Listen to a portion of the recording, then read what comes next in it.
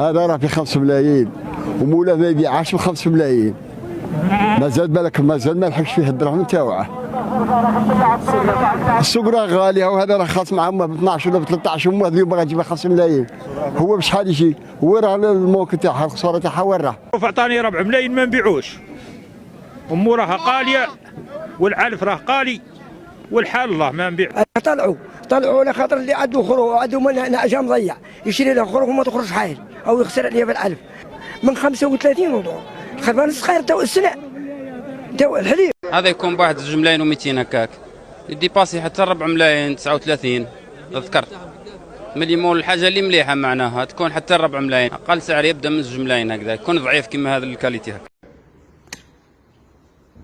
وين راهم الجماعه اللي قال ناكلوا اللحم تاعكم وكلوا كباشكم هانا ناكلوا فين؟ يا ناكلوهم احنا لاعبين عليهم وما تاكلوهمش انتوما بنص السومه، والله ما تاكلوهم غير العام الجاي. دور ليه هاهم ليك مزات لي بيت كبس، دور والله ما تاكلوهم، والله غير العام الجاي نبيعهم 25 مليون. دور ليه دور يشوفوا.